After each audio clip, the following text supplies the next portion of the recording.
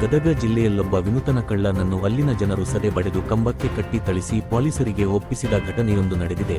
ಕಡಲೆ ಬೆಳೆ ಕಳ್ಳತನ ಮಾಡಿದ ಆರೋಪಿಯನ್ನು ಹಿಡಿದು ಕಂಬಕ್ಕೆ ಕಟ್ಟಿ ಹಾಕಿದ ಘಟನೆ ನಗರದ ಹೊರವಲಯದ ಸರ್ವಜ್ಞ ಸರ್ಕಲ್ನಲ್ಲಿ ಶನಿವಾರ ಇದೇ ಜನವರಿ 10 ರಂದು ನಡೆದಿದೆ. ಹೊಂಬಳ ರಸ್ತೆಯ ರೈತರ ಜಮೀನಿನಲ್ಲಿ ಕಡಲೆ ಬೆಳೆ ಕಳ್ಳತನ ಮಾಡುವ ವೇಳೆ ರೆಡ್ ಹ್ಯಾಂಡ್ ಆಗಿ ರೈತರ ಕೈಗೆ ಸಿಕ್ಕಿಬಿದ್ದಿದ್ದಾನೆ.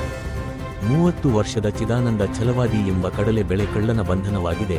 ಇವನು ಕೊಪ್ಪಳ ಜಿಲ್ಲೆ ಗಂಗಾವತಿ ಮೂಲದ ನಿವಾಸಿ ಎನ್ನಲಾಗಿದೆ. ಈ ಖದೀಮರ ಸುಮಾರು 4-5 ಜನರ ಒಂದು ತಂಡವಿದೆ ಎನ್ನಲಾಗುತ್ತಿದೆ. ಎಲ್ಲರೂ ಒಟ್ಟಾಗಿ ತಡರಾತ್ರಿ ಅಥವಾ ನಸುಕಿನ ಜಾವ ರೈತರ ಜಮೀನಿಗೆ ನುಗ್ಗುತ್ತಾರೆ. ಇವರು ಟಮ್ ವಾಹನದೊಂದಿಗೆ ಮಾರಕಾಸ್ತ್ರ, ಖಾರದ ಪುಡಿಗಳನ್ನು ಹಿಡಿದು ರೈತರ ಹೊಲಕ್ಕೆ ನುಗ್ಗಿ ಕಳ್ಳತನ ಮಾಡುತ್ತಾರೆ. ಯಾರಾದರೂ ಇಬ್ಬರು ರೈತರು ವಿರೋಧ ಮಾಡಿದರೆ ಅವರ ಮೇಲೆ ದಾಳಿ ಮಾಡಿ ಕಳ್ಳತನ ಮಾಡಿಕೊಂಡು ಪರಾರಿಯಾಗುತ್ತಾರೆ ಎಂಬ ಆರೋಪ ಈ ರೈತರದ್ದಾಗಿದೆ.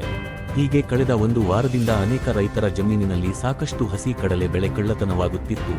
ಇಂದು ಸಹ ಹೊಂಬಳ ರಸ್ತೆಯ ರೈಲ್ವೆ ಹಳಿ ಬಳಿ ಇವರ ಚಲನವಲನ ರೈತರಿಗೆ ಅನುಮಾನ ಮೂಡಿಸಿದೆ.